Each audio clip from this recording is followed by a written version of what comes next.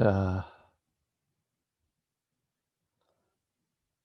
yeah, it's been interesting this week. Just I, you know, I kind of at times, especially a week like this, I keep as the days go along, I'm thinking, what am I going to talk about on Friday night?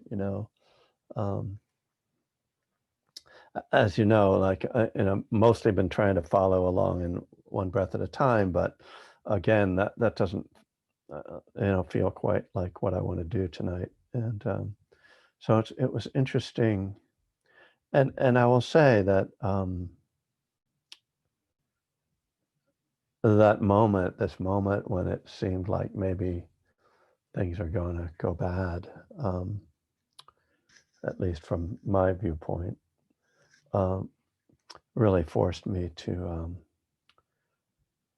go back to what's truly important. And I guess I sort of was, in a way, I was beginning to talk about this on Tuesday, but I want to talk about refuge tonight. Um, but we'll start with some sitting. Just maybe wait another minute or so for people to arrive. Um, if you're looking for some good escapist entertainment without a lot of violence or anything in it, we just got finished watching The Queen's Gambit. Has anybody watched that? Who's that? Oh, Sherry. Yeah, It's on Netflix. It's really,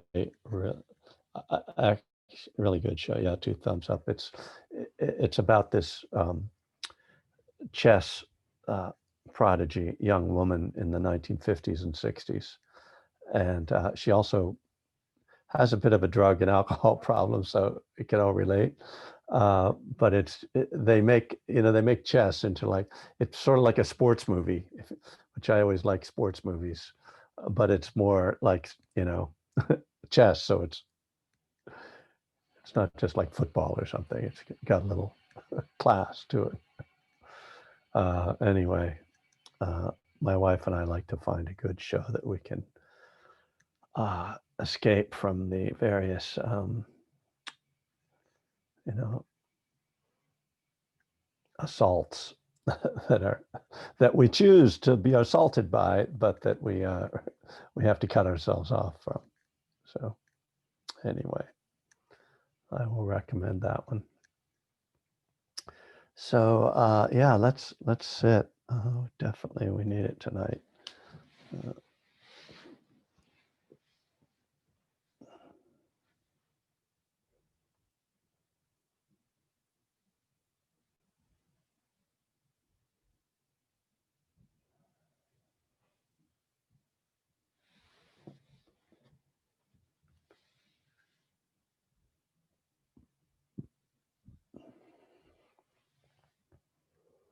and just settling into your posture.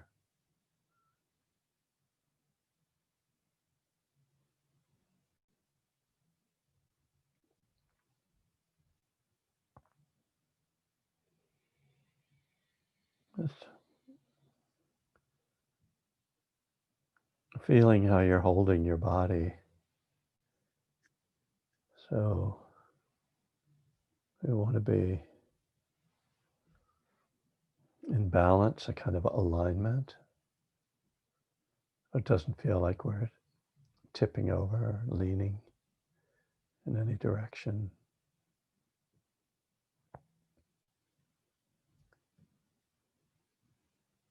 We want to be upright in a way that we can really stay alert.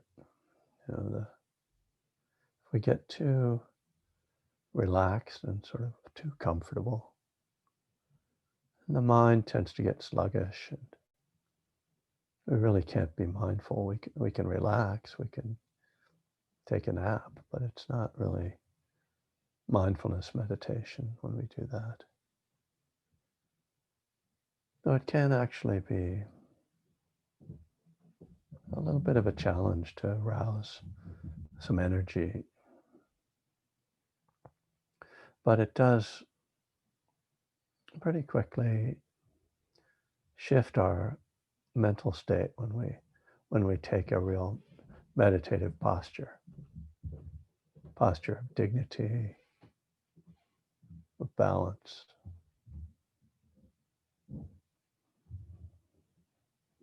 And from that posture, when we relax, it has actually a more helpful effect where the mind can actually become more clear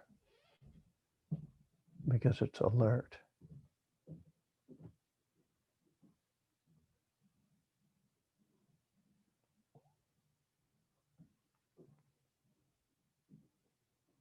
And I think this is a particular, I don't know if it's a challenge, but something to consider with all our online practice now. Are we treating a meditation class as if it were a TV show or just something to hang out with? So I think it's important to kind of bring a respect to the practice, to your own practice. So it's a self-respect, but it is also a respect to the community and to the teachings.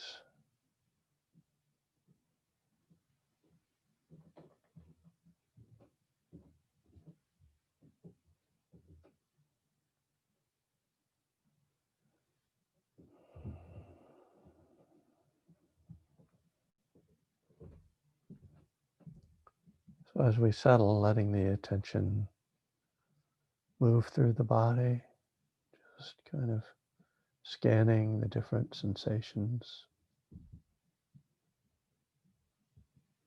You can start at the head or start at the toes. Work your way up or down.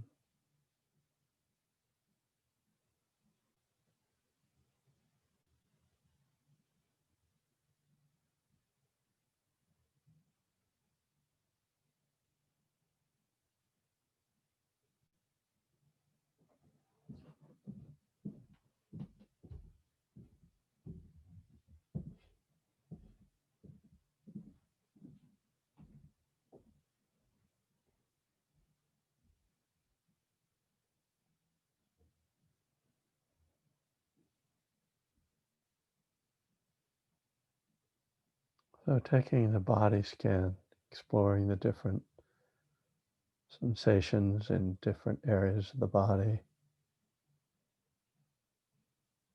can heighten our awareness of sensation, can also help the mind to become more focused, more concentrated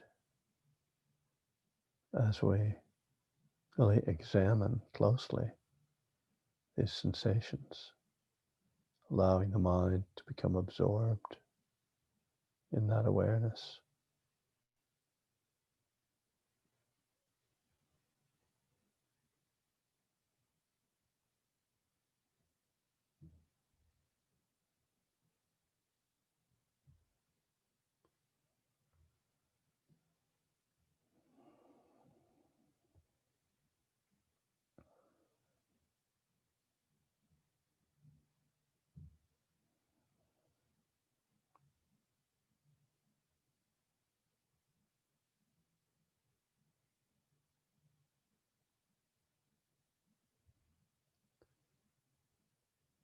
And letting the attention then come to rest on the breath.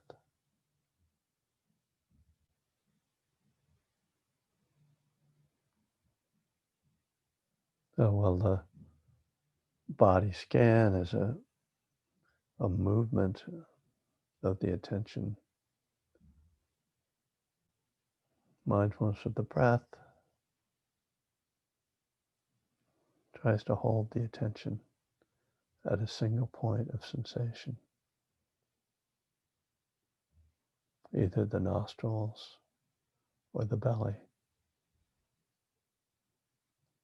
either the touch of air or the movement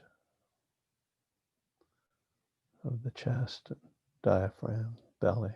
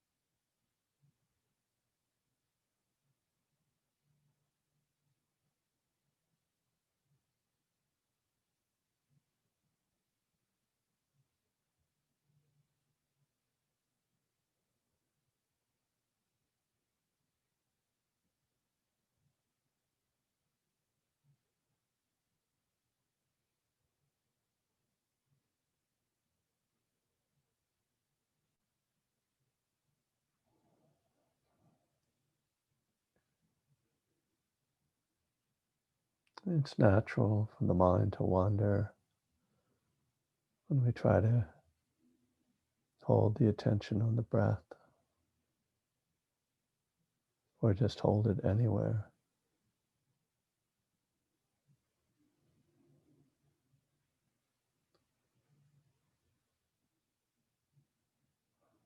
So we simply bring it back when we notice that happening. Come back to the breath.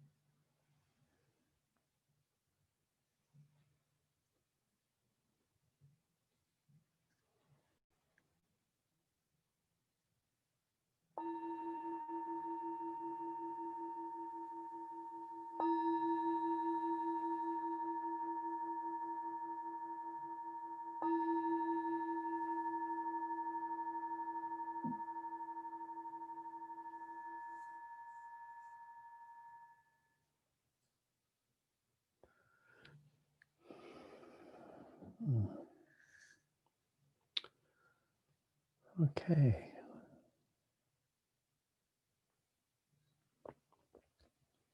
I'm trying something else back here, but this isn't really working either. This is a gift. It's called it's from cutebuddha.com. But it just, I'm just not going to make it with the room raider thing on Twitter. I'm afraid I have to completely change the whole look here. Because books don't seem like the right thing, because that's like words, right? When you're meditating, you don't want words. So then I need like flowers or something. I'm working on it. So back to the matter at hand. I mentioned refuge, and so refuge is this beautiful idea in Buddhism. This place we go for safety, and it's kind of the place we turn to when things are tough, and and it's also really our guiding light, you know. And so, as when we're caught in our addiction, you know, that's our refuge. You have a tough day or a tough week, and you get drunk or you get loaded or you need a line, or you need some downs or you need some ups or something, or you stuff yourself with really unhealthy food, or all the other things that people do to escape, right? And that's the destructive way that we behave as addicts. But it's very much kind of like a refuge, but it's just a failed refuge or a destructive refuge. And I was thinking, as I was kind of getting hit with this fear on Tuesday night, that I had kind of taken refuge in like Joe Biden or something, that I had sort of taken refuge in the idea that everything's going to get straightened out through politics, which is never a good refuge, but we do this. I mean, I've just again, I can talk about my own experience. I just imagine, and I ask each of you to think about what are the things that you go to that might not be destructive. I mean, I know that I go to playing my guitar, and music was my refuge as a teenager, and further and further and through much of my life, and it's still a place that I go at times. My wife, I was talking about refuge, and she said, "Oh, for me, literature is my refuge." She's an English professor, and she just, gobbles up books. And writing, for me, has also been a refuge. And I know for Eleanor, it's knitting is her refuge, right? There you go. And all of those things are okay, but a time comes when you realize they're not reliable because they are impermanent, and unsatisfactory. They don't really solve things for us. The guitar gets boring, and just sort of something just they lose their power to save us, to heal us, and so this is where, and so I really was struck by, I've kind of lost touch with my refuge, and my refuge is the Buddha, Dharma, and Sangha. And I was thinking about what that means, and it means a lot. I mean, there's a lot that can be said about it, but I guess where I kind of went in my mind, and what I've been thinking about this week, was about the monastic life, and I was thinking about a chant that that they do in the Thai forest tradition, and that they do it at Abhayagiri, the monastery in Northern California. Um, and I don't know the whole chant. It's just there's one thing about the chant that always stands out to me, and it's a refuge chant. But they say at one point there's kind of like chant, chant, chant. The Buddha is my only refuge, and then they say a few more things about the Dharma, and then they go, the Dharma is my only refuge, and then a few more things, and then they say the Sangha is my only refuge. And I always hear that and I go, well, they just said that three different things were their only refuge. Like, which is it, you know? Which I'm sure is not the point, but, you know, that's kind of where my mind goes, like looking for holes or, you know, but I guess one way of understanding that is that they're all the same thing, you know, that they're all the same refuge. Um,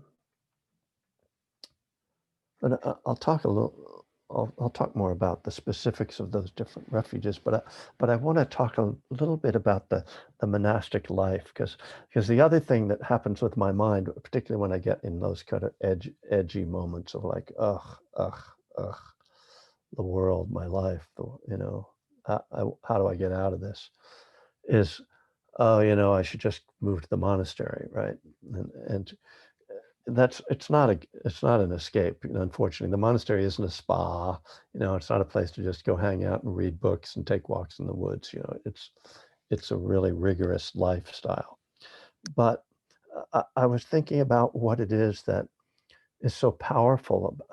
I love just the fact that there is that monastery is very important to me, and I love that they live the way they live, because I knew in my own mind that even though, like Ajahn Pasano, who's like been the abbot there, I'm sure is unhappy or would have been unhappy had the election gone in a way he didn't want, it wouldn't have really disturbed his life. And it's because the life they live is timeless. It's it's founded in the idea that, you know, it looks on the outside that like what they're doing is they're trying to mimic the way the Buddha's monks lived and the way the Buddha lived. So they follow this, you know, very, you know, uh, ancient way of living, this ancient schedule and lifestyle. But that's not the point of it. It isn't try to, oh, are we just like the Buddha? Because they, you know, they have smartphones and they have electric lights and they have flush toilets. You know, it's not that. It's that they they are living in this outside of history, outside of the movement of history and time. They are living in this timeless manner that is ancient and eternal, that goes on and on and on and always is the same, you know, and that it's founded in an expression of their refuge in the Buddha, the Dharma, and the Sangha. That's what they are living out, that refuge. There's no half measures there. You know, they're all in with that. And so taking refuge in the Buddha is taking refuge in the awakened mind, or in the potential for the awakened mind. The Buddha, as Ajahn Chah famously says, the Buddha is the one who knows. But you could also say the Buddha is knowing. It's just knowing. I take refuge in being awake and aware, being in this um, attitude, the way that there is a mimicking of the Buddha, and that is trying to think like a Buddha, you know, trying to view the world as a Buddha views the world, taking refuge in that view, which again is outside of history. You know, it's outside of time. It's outside of the rising of civilizations and the fall of civilizations. And taking refuge in the Dharma is taking refuge in the truth. What is absolutely true, the absolute truth, not in the relative truth, but what we know to be real. It's also, yeah, taking refuge in reality, not getting caught in the allures that the world pull us in with, you know, that are so seductive,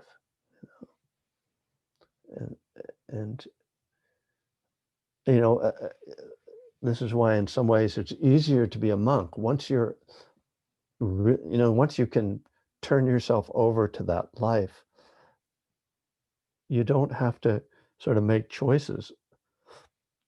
Your life is very structured, and you don't have to kind of go, oh, should I have that extra slice of, cake?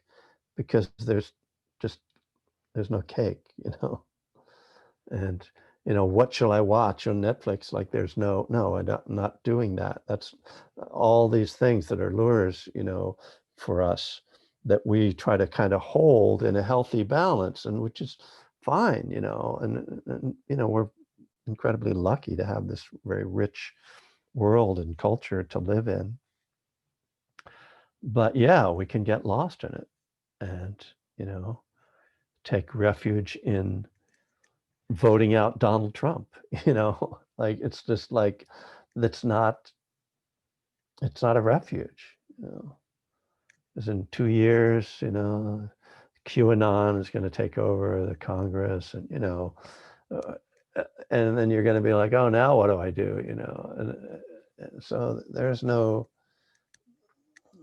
answer there. There's no final answer there. The Dharma is always a final answer. It's always there in the same way.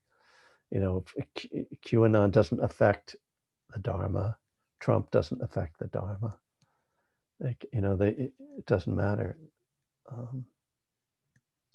Nazis don't affect the Dharma. And, slaveholders don't affect the Dharma. And the Inquisition doesn't affect the Dharma. Just history doesn't affect the Dharma. The Dharma is the Dharma. It's always there. It's always a pure and perfect refuge. The thing is that what the Dharma is saying is not easy. It's not easy to take refuge in the Dharma. That's what I kind of came to this week, when I was kind of like, well, why don't I just do that? Get over it. The Dharma isn't offering it, like the Dharma is not a spa, it's not offering this easy out.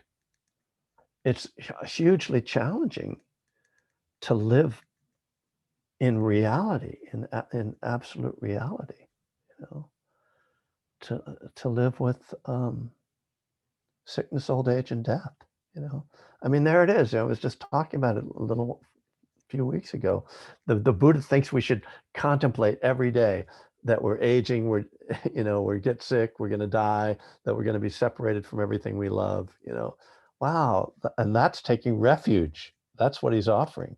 It's not an easy, dish to eat. It's not a very good metaphor. It's really challenging. That's why it's hard to take on the robes of a monk or a nun. It's hard, and we can, I'll bring it back to recovery, because recovery, can be that too. I mean, I think the similarity in a way is it's really hard to get going in recovery. Once you're there, it's kind of like, oh, it's no big deal, right? But you look at people who are struggling or considering, or like, trying to deal with their addiction, it seems really, really hard to them. And I imagine that monks and nuns kind of look at people who are like thinking about ordaining in the same way. Like, I don't know if I can do that, if I can give everything up, and I don't know what it'll be like to just do that. it's the same way when somebody comes into a meeting. I don't know if I'm really an alcoholic. I don't know what my life's going to be like if I give it up. And then you do it and you're like, oh, yeah, right. This is like way better. You know, there's like no comparison. And you can see when you get close to any monks and nuns, that's how they feel about their lifestyle. They're like, this is way better. I don't know why you people are like doing it, but it's cool because like, you know, you're giving me dinner, so that's good. But you know, once you step into that life, it's pretty clear that for many people who do it, it's just they couldn't look for a better life. But as I say, I think it's challenging. You know, I mean, I'm talking now just about the kind of practical side of it, like the lifestyle, which is a kind of a crass way of talking about being a monk or a nun. But just taking in, and you know, there is a way it kind of makes me sad when I think of it, like oh, uh, just that truth, the truth of dukkha, the truth of suffering. You know, I spent a while this morning when I was going to be meditating, talking to a friend who has is like getting biopsied for potential lung cancer this morning. And he's someone older than me and also very, devoted to the Dharma and very knowledgeable about the Dharma. And it's like, there it is. And he knows that this isn't about, oh, I'm going to beat this, I'm going to beat this diagnosis, because he knows, like, well, yeah, maybe you recover from this, and then, eventually, it's, you die. And, how to like really live fully in that refuge and Dharma. And Ajahn Chah says, refuge Buddha, the Buddha is the one who knows, and the Dharma is the truth of the way things are. And then the Sangha is what arises when the one who knows sees the truth of the way things are. So this is kind of Ajahn Amro's gloss on this idea, his take on it, that Sangha isn't even literally the people, even though we think of it as the people, but it's rather the manifestation of sila. It's the kind of purified heart,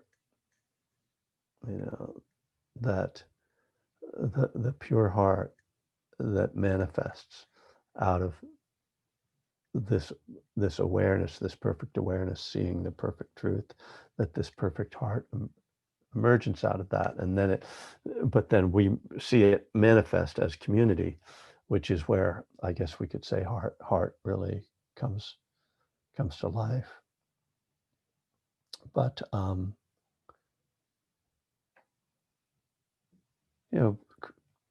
refuge and Sangha, I think, is the one that's kind of most accessible in a way for us, because we really know how being in community is so healing.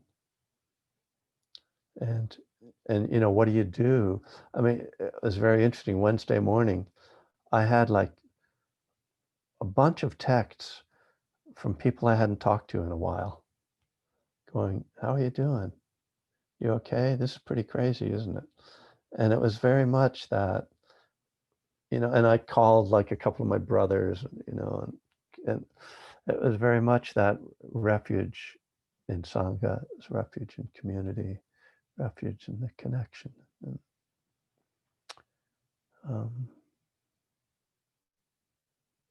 yeah, I mean, again, with recovery, we know that because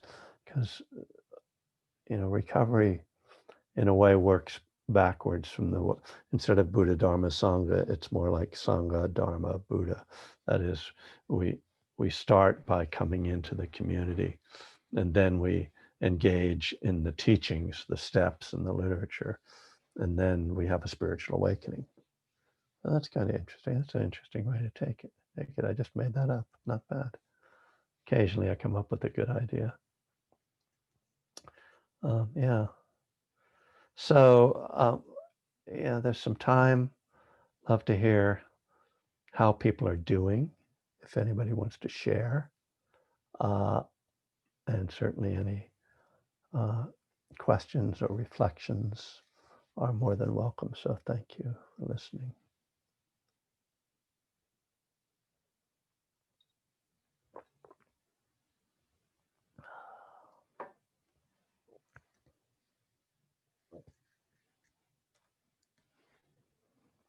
Oh, yeah. Next week I'll be at Spirit Rock. Thank you for noting that, Angela.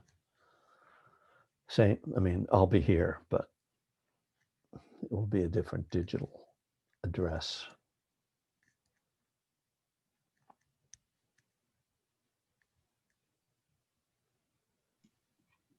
Hello, Sangha. This is Julie bowing in. Hi, Thank Julie. you for being here.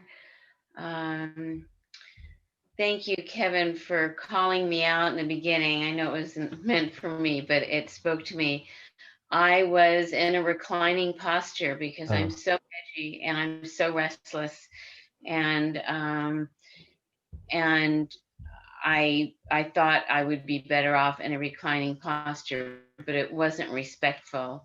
And what would it look like if I had the camera on? And even though I didn't take the time to put my camera on, I did take the time to change my posture oh, into a more respectful, noble one. So thank you, because that was really wonderful. And then for me, I feel this energy surging, especially in my lower extremities, and I find it very disruptive and I get jumpy. yeah.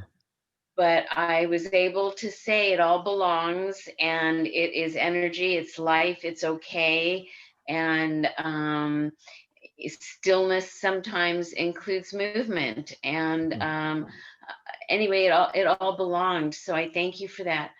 I also, a few things that I do take refuge in that are skillful, because I do take refuge in unskillful things, mm, is definitely the breath and sangha and the bell and your voice. I hear your voice, it grounds me, it settles me. mm, And it's not necessarily, and I don't mean this in a negative way, the content of what you say, which is I find interesting, but your voice has become a really wonderful refuge for me. I mm, can hear it when you're not speaking. And the last thing I wanted to touch on is I find it interesting. I am brand new. I've been studying Dharma on and off for decades, but I'm new at Dharma. I stink at recovery, so that's new to me. Even though I've been in the rooms for almost 3 years, but what resonates with me is not that the Buddha is all knowing at all. For me, it's the awareness of being okay in the mystery of not knowing. mm. It's the awareness that the not knowing is okay. I don't need an omniscient higher power. Right. I'm not interested in an omniscient higher power. I'm interested in being awake, aware, okay with the mystery of not knowing. It's way beyond me. So, anyway, thank you for letting me share. I'm Yeah. so glad you are all here, because whatever happens in the big bad world, we have our little universe, and I'm very grateful for it. Thank you. Good Yeah. night. Thank you. Yeah. Thanks, Julie. Yeah. And I don't mean to give people a hard time at all about posture. I'm just, I'm kind of sharing my own experience with it. I have tried at times, like, oh, can I just like kick back and like relax? And it's just funny how it like doesn't work for me.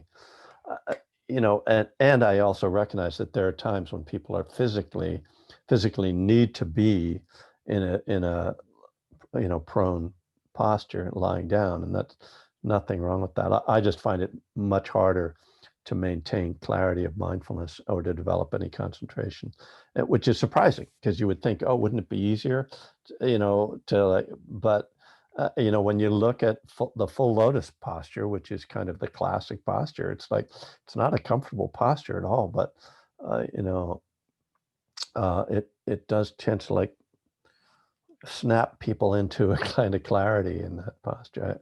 I wish I could, not that I ever really was able to get into full lotus. I did it for about 30 seconds one time in 1981, but other than that, I did like quarter lotus or something, but any like cross-legged posture, I used to love that.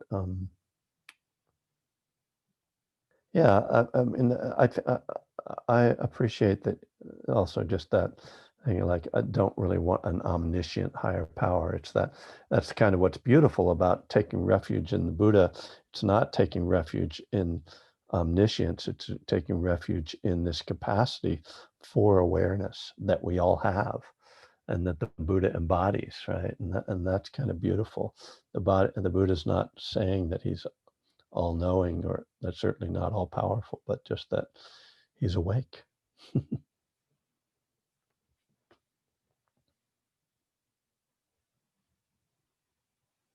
Oh, Cameron, go ahead.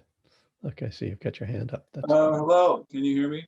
yes. Hey, I uh, um, also I bow in to the Sangha, those who are listening, and so Kevin, I was just gonna comment this that I recall reading in the suttas where the Buddha says repeatedly, it isn't easy to follow the holy life while you're living the householder's life, and encouraging his followers um, to leave their home and to take on the I can't remember the exact words, but Yeah. so that kind of speaks to me that some of the trouble that I have in adhering to the adhering to all of the precepts all of the time, and to um, you know it kind of gives me hope that sometimes that may be a good thing for me to overcome some of the difficulties that I have following these principles with all the distractions around in the village, in the householder's life. So what do you think about that? And I'll mute myself. Well, can you form it a little bit more into a question for me, Cam? Form it into a question. Yeah, I can try.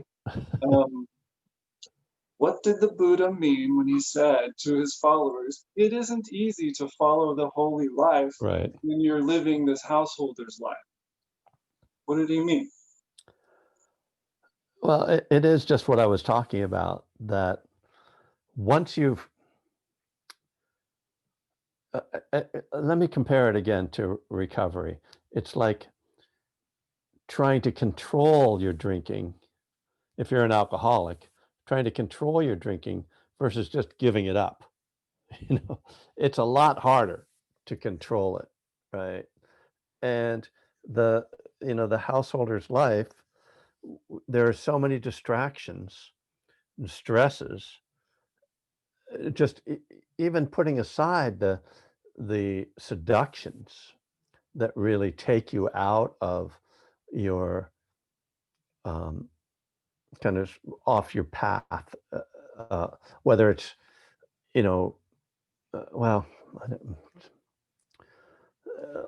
but it's a lot more complicated when you have to you know pay the rent and get, if you go to work 8 hours a day.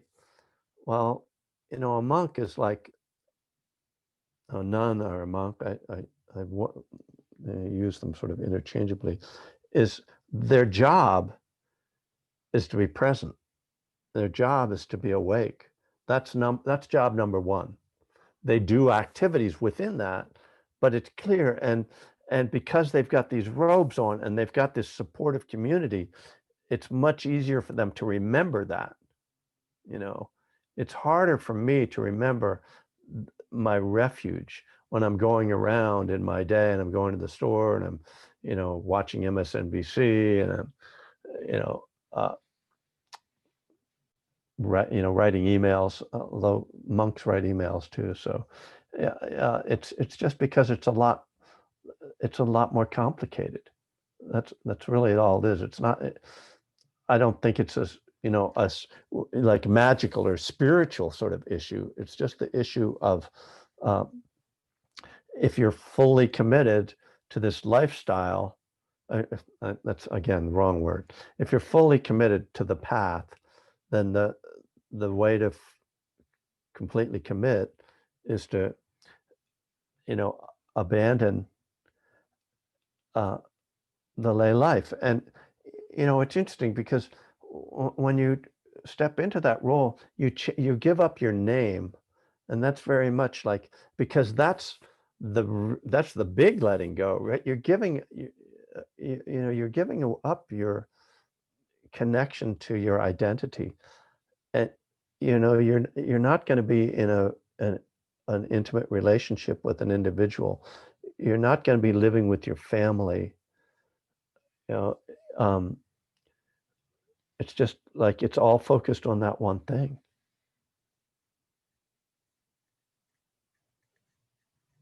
Yes, yes. Thank you. And I just thought it was worth mentioning, because of the discussion that you were giving about the monastic life, and how the Buddha actually was saying, well, in some ways, the monastic life makes it easier or facilitates that the development of the quality. So I thought it was worth it. Yeah. Thank you. Yeah, that's what it said, and I've heard it, Yeah. and from other teachers and monks, that it's easier to become enlightened or whatever, when you're in that, that life. Another question, Jimmy, you have your hand up. Yes. I kind of along those lines, went to one of Thich Nhat Hanh's monasteries for a week, and it just you could tell there's something in their eye. They were just really happy. Yeah. And like you said, it's not, I mean, they're waking up at 5 every morning, and it's not a spa, but there's some freedom, and and I think I really like that comparison about when you give up the drugs and alcohol and everything, all the other addictions, instead of trying to manage it, it is the easier, softer path, and Yep. I've toyed with the idea of entering the monastic life and kind of back and forth, but and I don't know, I was kind of toying with it, and then the whole COVID thing came through, and shit hit the fan, and I don't know, I just kind of, but something you mentioned about taking refuge, and I really was doing that. I was partially taking refuge in Joe Biden becoming president, and then probably the bigger part of the refuge was Donald Trump not being president. Right. I know. And but I kind of compare it to, I guess there's a definition of that ego that, I was kind of Dr. Jekyll and Mr. Hyde when I drank. And I mean, I was a full on Donald Trump when I drank, and I'm like, I think, I think the whole world would be better without that, those character defects. I mean, for me, he's a walking, talking character defect to the nth degree. And that's, and thing is, when I drank, I guess I was like that. So, Yeah. but it's kind of, I don't know. And so in a sense, I guess, I take refuge in sobriety, and I'm taking Yes. refuge Yes. and maybe it's justified taking refuge in not having a sociopath as a president, so I don't know. Yeah. Definitely. Thanks for letting me share. Thanks, Jimmy. That's great. And absolutely, sobriety is a refuge, and we're really, really fortunate to have it. Because there are actually plenty of lay Buddhists who don't have this refuge. And I can see sometimes how it's like, they're kind of holding back, they like the other precepts, but number 5, not so much, and we know, like, whenever you hold back, I know there's some 12-step saying about that, but it's right there on the edge of my brain. And I'm sure several of you are thinking, like, you can speak it if you want, Half steps of avail is nothing. That was the one. Thank you. Thank you. I could have acted like I knew what it was. Half measures avail is Half nothing. measures That's right. avail is nothing. Yeah. Yes, half measures avail is nothing. I mean, that's it. And that's very much it for any spiritual path, right? But you have to be careful. You only can go as far as you can go. Like, I mentioned that I was reading some of my old diaries and some of the stuff about when I was with this sort of guru, like whatever he was, homeless guru, low rent cult, and it's like I thought I was really, going all in, but really I was going overboard. There's another, like, weird little distinction to make, right? There's one thing to be really in a thing, but then it's like, oh, I went too far, right? And that's the middle way, right? That's balance. And in recovery, we have to learn about that. You can go too far. Like, if you go to the monastery and ordain before you're ready, that's not going to go well. You got to, and they're very careful. It's beautiful the way in the Thai forest tradition of Ajahn Chah, they're very careful. And Jimmy, if you're interested in that, when the monastery opens, go and visit. You can go and stay there as long as you like, and you'll be working, and you'll be seeing what their lifestyle is like. And then if you want to try it out, you become a anagarika, and you wear white, and you're still able to drive a car and handle money, and you'll kind of have but you're living basically the lifestyle of the monks other than that. And you do that for, I think, typically a year. And that gives you a really good feel, like, is this right for me? And does the community want me? And then you ordain, and so it takes, it's done carefully. But it's a beautiful, beautiful life for those who are ready for it, and for those who are drawn to it. It's a beautiful life. But none of us should feel guilty about not doing it, or thinking that we're less than.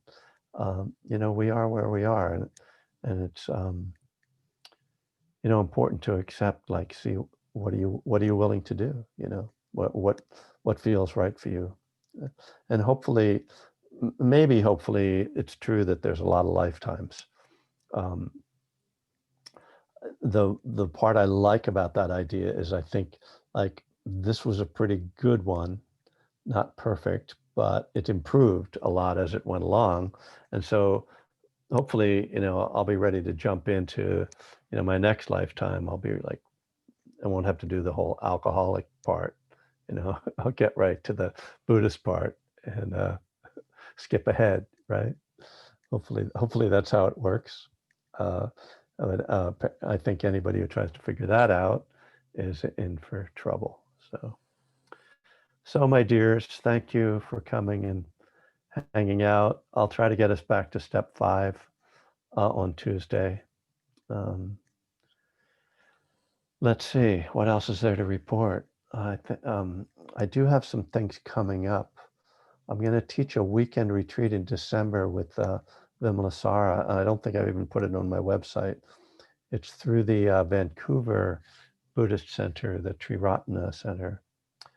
And I'm also going to be on a podcast called Back to Broken, which is in Colorado Public Radio. I'll let you know when that's happening.